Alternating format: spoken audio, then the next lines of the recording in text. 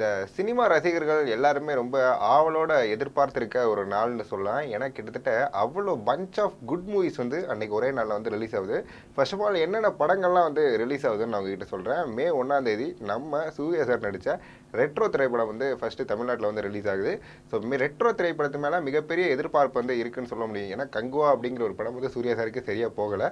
So அதற்கடுத்து இந்த படத்து மேலே மிகப்பெரிய எதிர்பார்ப்பு அவர்களோட ரசிகர்களாக இருக்கட்டும், காமன் ஆடியன்ஸாக இருக்கட்டும், எல்லாருமே இந்த படத்து மேலே பெரிய எதிர்பார்ப்பு வச்சிருக்காங்க. அது மட்டும் இல்லாமல் இந்த படத்தை ரிட்டன் அண்ட் டைரக்ட் பண்ணியிருக்கிறது கார்த்திக் சுப்ராஜ். ஸோ கார்த்திக் சுப்ராஜ் ஜிகர்தண்டா டபுள்ஸ் அப்படிங்கிற மிகப்பெரிய சக்ஸஸ்க்கு அப்புறம் சூர்யா சாரோட இணைந்து பண்ணியிருக்காரு. நிறைய பேர் ரொம்ப ஆவலோட வெயிட் பண்ணுற ஒரு படம். நானும் ரொம்ப ஈகராகவே வெயிட் பண்ணுறேன். ஸோ அதற்கடுத்து வந்து பார்த்திங்கன்னா ஹிட் 3. ஸோ ஹிட் 3 நானி அவர்களோட படம். இதுக்கு முன்னாடி ஹிட் ஃப்ரான்சிஸ் வந்து மிகப்பெரிய ஹிட்டு தெலுங்கில் வந்து சொல்லலாம். Hit 1 and hit 2.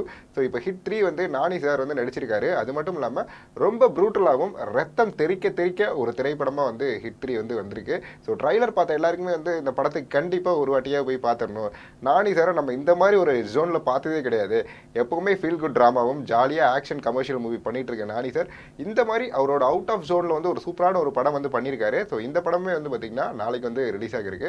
ஸோ அதற்கடுத்து வந்து பார்த்தீங்கன்னா ஒரு சூப்பரான ஒரு feel good drama movie tourist family. So Sasikumar sir நடித்த இந்த திரைப்படம் வந்து பார்த்தீங்கன்னா நாளைக்கு வெளியாக இருக்கு. ஸோ இந்த படமும் வந்து பார்த்தீங்கன்னா நிறைய எதிர்பார்ப்பு வந்து வந்துட்டு இருக்குன்னு சொல்ல முடியும். எதனால் அப்படின்னா செலிபிரிட்டி ஷோவாக இருக்கட்டும், ப்ரெஷ் ஷோவாக இருக்கட்டும், இந்த இடங்கள் வந்து ரொம்ப பாசிட்டிவான ரிவ்யூஸ் வந்து இந்த படம் வந்து பெற்றிருக்கு. ஸோ அதனால் இந்த திரைப்படத்துக்கு மேலே மிகப்பெரிய எதிர்பார்ப்பு வந்து இருந்துட்டு இருக்கு. அது மட்டும் இல்லாமல் இந்த திரைப்படமானது ஒரு ஸ்ரீலங்கன் தமிழன்ஸ் வந்து பேஸ் பண்ண ஒரு மூவி.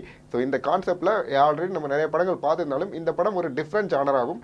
அது மட்டும் இல்லாமல் இந்த படத்தில் என்ன சொல்ல வர போகிறாங்க அப்படிங்கிற ஒரு மிகப்பெரிய எதிர்பார்ப்பு எனக்கு பர்டிகுலராக இருக்குன்னு என்னால் சொல்ல முடியும். ஸோ அதற்கடுத்து வந்து பார்த்தீங்கன்னா ஒரு 3 ரீரிலீஸ் திரைப்படங்கள் வந்து ரிலீஸ் ஆகுது.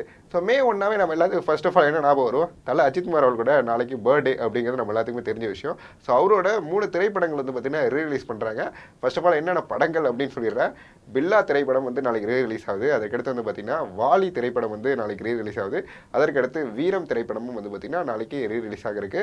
அஜித் சார் ஃபேன்ஸ் எல்லாத்தையுமே மிகப்பெரிய கொண்டாட்டமாக இருக்கும்னு என்னால் சொல்ல முடியும். எதனால்னா இதுக்கு முன்னாடி வந்து பார்த்தீங்கன்னா 2 நாள் முன்னாடி தான் பத்மபூஷன் விருது வந்து அஜித் சார் வாங்கியிருந்தாரு. அதை தொடர்ந்து வந்து பார்த்தீங்கன்னா இப்போ இந்த மாதிரி ஒரு சூப்பரான ஒரு 3 திரைப்படங்கள் வந்து ரீரிலீஸ் ஆகுது அப்படிங்கும் பொழுது ஃபேன்ஸுக்குலாம் செம்ம ட்ரீட்டாக இருக்கும் போது எனக்குமே வந்து பர்டிகுலராக எந்த படம் போய் தேட்டரில் பார்க்கணும்னு ஆசை இருக்குன்னா வாலி திரைப்படம் வந்து பார்க்கணும்னு ஆசை இருக்குது. ஆல்ரெடி பில்லா அண்ட் வீரம் வந்து பார்த்தீங்கன்னா நான் பார்த்துருக்கேன். வீரம் வந்து நான் 2014 பார்த்துட்டேன். பட் இப்போ வந்து பார்த்தீங்கன்னா பில்லா படமும் ஆல்ரெடி ரீரிலீஸ் ஆகும்போது நம்ம பார்த்ததுனால இப்போ வாலி திரைப்படத்து மேலே எனக்கு மிகப்பெரிய எதிர்பார்ப்பு இருக்குது. நான் இந்த படத்தை போய் தேட்டரில் பார்க்கலான்னு இருக்கேன். ஸோ கிட்டத்தட்ட ஒரு 6 திரைப்படங்கள் ஒரே நாள் வந்து நாளைக்கு ரிலீஸ் ஆகுது. ஸோ நீங்கள் இதில் எந்த படத்துக்கு போவீங்க, அது மட்டும் இல்லாமல் ரீரிலீஸ் படங்களில் என்ன படங்களுக்குலாம் நீங்கள் அவளோட வெயிட் பண்ணுறீங்க அப்படிங்கிறத மறக்காமல் கமெண்ட் பாக்ஸில் கமெண்ட் பண்ணுங்கள்.